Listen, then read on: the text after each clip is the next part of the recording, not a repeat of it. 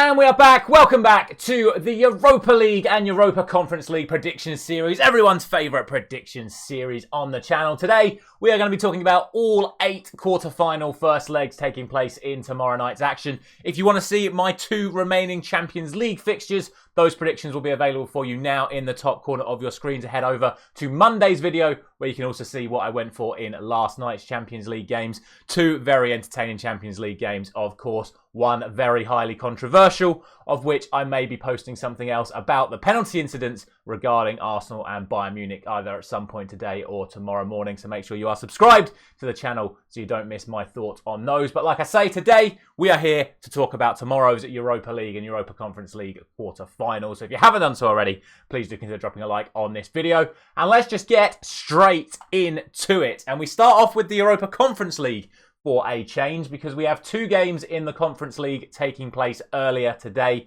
and then all the remaining games in both the Conference League and the standard Europa League will all be taking place at the traditional 8 o'clock time. So we'll start off with the 2 early kickoffs. Firstly, between Olympiacos and Fenerbahce. Now, Olympiacos showed me 2 very different sides of them in the round of 16, losing 4-1 at home, then winning, losing 4-1 at home, then winning, I think it was 6-1 away. So, who knows what Olympiacos are going to turn up tonight against Fenerbahce. What I do know about Fenerbahce is they've still only lost 1 game so far this season. So, you have to consider them to be the favourites.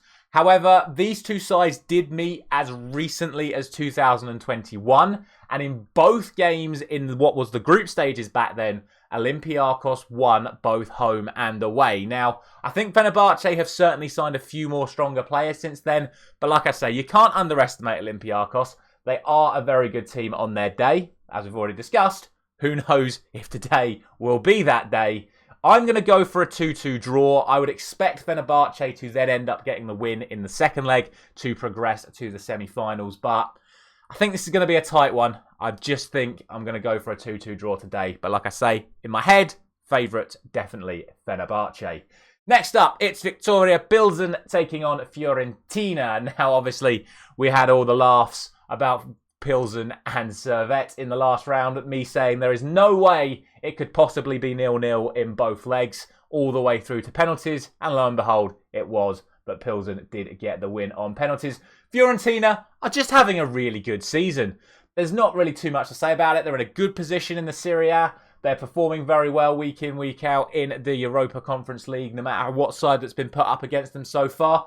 They're probably not scoring as many goals as they would like, but they are defending well. So given the fact that Pilsen are also a side that are renowned for defending very, very well, they don't tend to concede that often. I'm still going to go for the Fiorentina win, but I'm just going to go for 1-0 to the Italian side. That then brings us to the later kickoffs and probably the biggest match in the Europa Conference League, arguably between the 2 strongest sides remaining in the Europa Conference League, and that is Aston Villa and Lille. Now, I'm sure I've disrespected a few fans there, but I think these are probably on paper the 2 strongest sides left in the competition. Aston Villa, of course, still a bit flip-floppy. We spoke about it in the last round, but then they were able to turn up in that second leg with the 4-0 win. But their last couple of results, 4-1 against Man City and a 3-3 draw at home to Brentford. Lille playing some fantastic stuff at the moment. Their Canadian R9, as they call him, Jonathan David, absolutely flying loads and loads of goals for him at the moment. So I think this is going to be a tight one. The other thing is Lille haven't lost for 2 months either. So we'll see. I'm going to go 2-1 Villa. That may be just a bit of a cop-out, just going, I'm going to go for 2-1 for the home team. But I think Villa should be the stronger team going into this.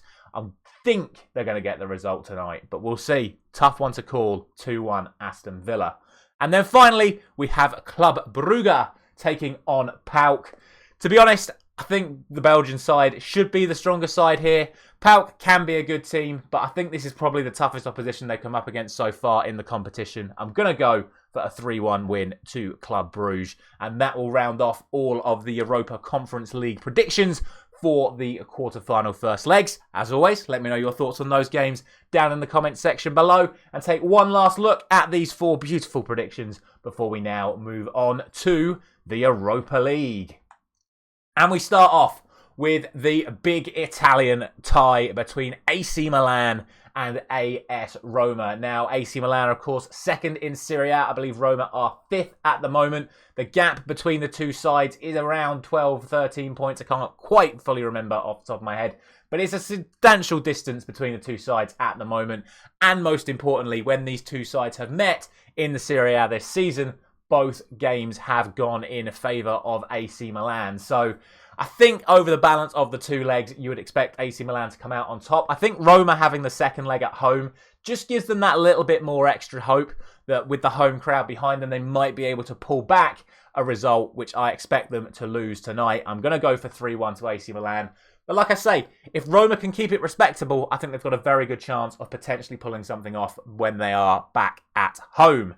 That brings us to Bayer Leverkusen and West Ham United. We all know, of course, about Bayer Leverkusen's undefeated record so far this season, to have made it all the way to mid-April without losing a single game all season long is an incredible achievement.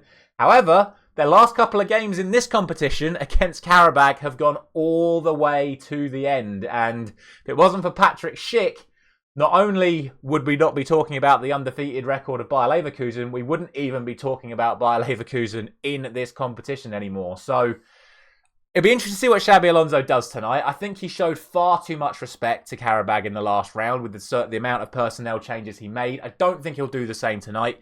We do know that West Ham under David Moyes can be a very solid team at times. However, their away record, especially in big games recently, hasn't been the best. Most notably, of course, that 6-0 defeat to Arsenal. So I think that was actually at home. But their record in big games at the moment has not been fantastic. So I'm going to go for Bayer Leverkusen. I don't think many people are too surprised about that. I'm going to go for 3-1. I think the most important thing for West Ham is that Areola is injured. Jared Bowen is injured. Arguably, their two most important players outside of Lucas Paqueta this season. I think Areola in goal has been fantastic, and Jared Bowen has been the main source of goals. I think without that extra level of threat provided from Jared Bowen, it's going to be a lot harder for them. Plus, his work ethic to deal with Grimaldo going forward is going to be lost as well. So it'll be very interesting to see who they put out on that side of the pitch. For me, Bayer Leverkusen are going to take this, but we'll see. Like I say, under David Moyes, can be a very solid side, but that away record is not great. That then brings us to Benfica and Marseille. Now, Marseille are absolutely stinking at the moment. They have lost their last 4 domestic matches, and I think 3 of them quite comfortably as well. They are not playing some good football at the moment, are Marseille. Benfica, on the other hand, have been winning every single game apart from the big ones. You know, you talk about Sporting Lisbon and Porto. They've played Sporting 3 times in the last month and have lost 2 and drawn 1. And when they played Porto, they lost 5-0. So Benfica's record in big games this season isn't great. Marseille's record at the moment entirely isn't great. So it does make this another really hard one to call. So I have to look at the most recent form, which suggests that Benfica are on a little bit more momentum than Marseille are. So I'm going to go for 2-1 to Benfica. But genuinely, on paper, not a lot to split between these two sides. I think quality-wise, they're about even. So I'm just going to edge it in favour of Benfica. And then finally, we have Liverpool taking on Atalanta, another Italian side in this video. And look, Atalanta are a very good team.